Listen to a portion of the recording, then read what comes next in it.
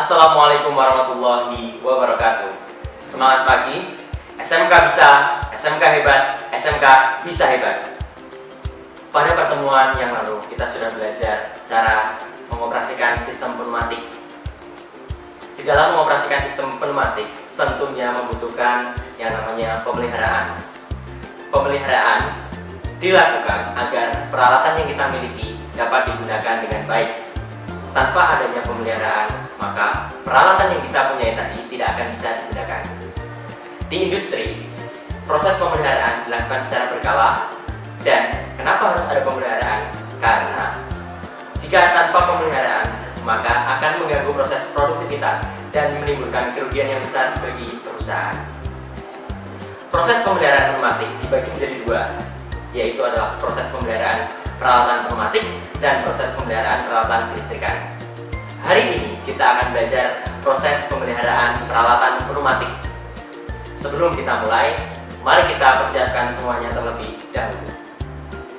Proses pemeliharaan peralatan di industri dilakukan secara berkala dan terjadwal.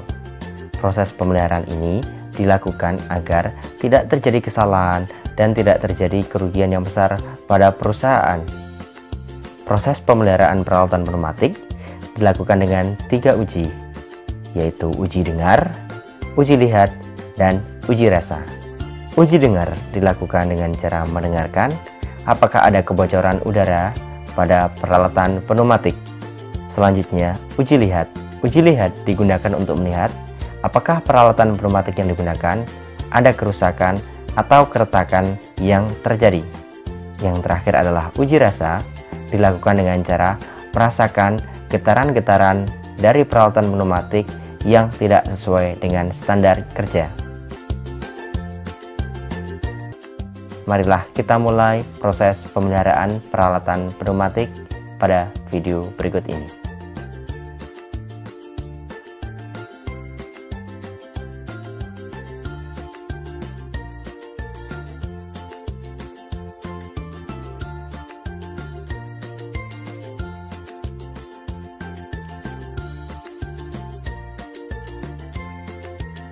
Anak-anak, kalian sudah memakai alat keselamatan kerja. Kalian siap melaksanakan praktikum? Siap, Pak. Saya, Pak. Untuk pemeliharaan peralatan pneumatik ini nanti yang kita perlu perhatikan nanti apa saja, Pak? Pertanyaan yang bagus, Mas. Di dalam praktek pemeliharaan peralatan pneumatik ini, kita akan gunakan 3 uji. Yang pertama adalah uji dengar, yang kedua uji lihat, yang ketiga uji rasa. Baiklah, mari kita mulai bersama-sama praktikum dan saya akan membimbing kalian dalam praktek hari ini. Peralatan pertama yang kita pelihara adalah kompresor. Kompresor digunakan sebagai tempat menyimpan udara bertekanan. Udara bertekanan ini dapat dari udara luar, kemudian dimampatkan pada kompresor. Kompresor berfungsi menyediakan tekanan udara yang akan disalurkan kepada pneumatik. Proses pemeliharaan pada kompresor antara lain dilakukan dengan membersihkan kompresor dari debu-debu agar udara yang masuk nantinya tidak terlalu kotor. Kemudian, pemeliharaan selanjutnya dilakukan dengan cara mengeluarkan uap-uap air yang ada pada kompresor dengan cara memutar ulir pada bagian bawah kompresor. Kemudian, sebelum kompresor digunakan, pastikan bahwa ulir pada bagian bawah kompresor tertutup dengan sangat sempurna agar tidak terjadi kebocoran udara. Mas, kamu harus memastikan ulir pada kompresor ini tertutup dengan sempurna dan pastikan tidak adanya kebocoran udara. Siap, Pak. Saya sudah melaksanakan uji dengar dan dipastikan tidak ada kebocoran. Pemeliharaan peralatan selanjutnya adalah air service unit. Air service unit ini berfungsi menyaring udara dari kompresor agar udara yang dialirkan ke dalam pneumatik bersih dan tidak merusak sistem. Jika udara yang dihasilkan oleh kompresor sangat kotor, maka di dalam air service unit terdapat yang namanya filter sehingga bisa menyaring dengan baik. Cara perawatan yang dilakukan adalah lihat di dalam tabung kaca pada air service unit, apakah terdapat endapan-endapan air. Jika sudah terdapat embun atau endapan-endapan air, maka kita bisa membuangnya. Seperti halnya dengan kompresor, kita putar knob yang ada pada bagian air service unit atau kita tekan bagian bawahnya sampai air keluar semua. Dan pastikan dalam proses ini bahwa untuk air service unit diberi tekanan udara walaupun sangat kecil agar mendorong partikel-partikel air atau uap air tadi keluar dari tabung kaca air service unit. Pemeliharaan selanjutnya adalah solenoid valve.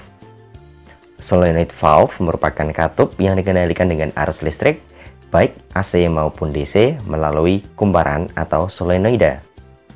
Solenoid valve ini merupakan elemen kontrol yang paling sering digunakan di dalam sistem fluida. Untuk pemeliharaan solenoid ini, cara pemeliharaannya antara lain kita bisa membersihkan solenoid juga dari debu-debu dan kita menggunakan salah satu uji, yaitu uji lihat.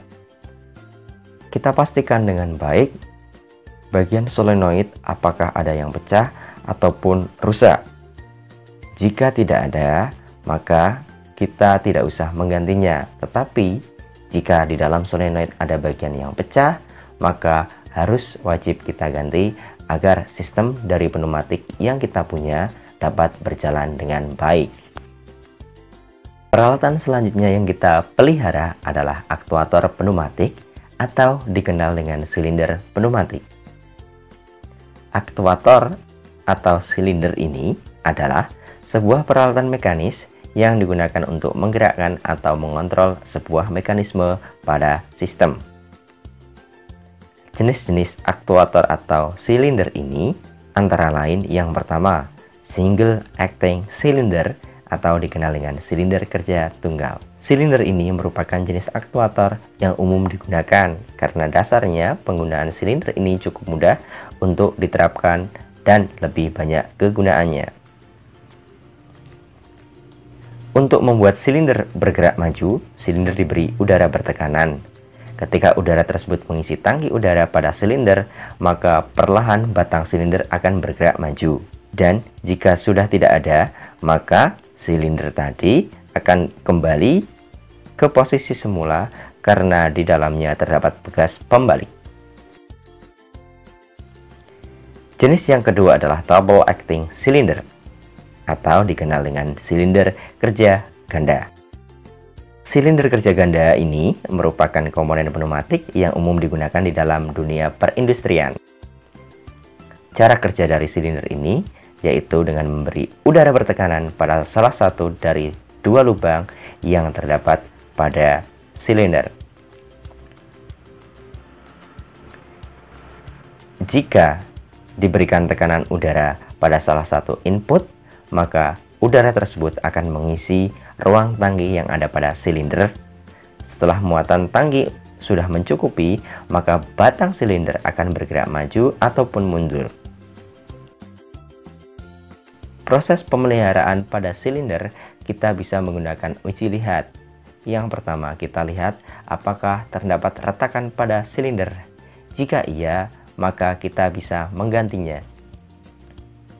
Pemeliharaan selanjutnya yang bisa dilakukan adalah dengan cara memberi tekanan udara pada silinder. Saat kita beri udara masukan, maka batang piston harus berjalan maju. Dan jika kita beri udara pada lubang sebelahnya, maka piston harus berjalan mundur. Baik anak-anak, kalian sudah melaksanakan praktikum. Adakah yang mau ditanyakan? Pak, seberapa sering kita harus melaksanakan pemeliharaan peralatan pneumatik? Nah, kita harus melaksanakan pemeliharaan peralatan pneumatik secara terjadwal melihat kondisi dari pneumatiknya itu sendiri. Seberapa sering pneumatik itu digunakan. Jadi Pak, kalau pneumatik itu digunakan terus-menerus, maka penjadwalan pemeliharaan dan perawatannya juga semakin sering. Tepat sekali. Kesimpulannya, pemeliharaan peralatan pneumatik ini sangatlah penting agar proses produksi di industri itu berjalan dengan baik. Ketika kita tidak ada proses pemeliharaan, maka di industri itu bisa menyebabkan kerugian yang sangat besar. Baik, terima kasih. Kalian bisa kembali ke tempat.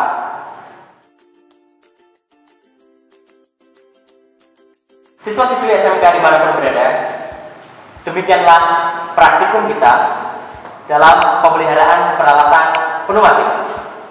Minggu depan kita akan bertemu kembali dalam praktikum pemeliharaan peralatan kelistrikan. Terima kasih, saya akhiri. Assalamualaikum warahmatullahi wabarakatuh. SMK bisa, SMK hebat, SMK bisa hebat. Salam vokasi.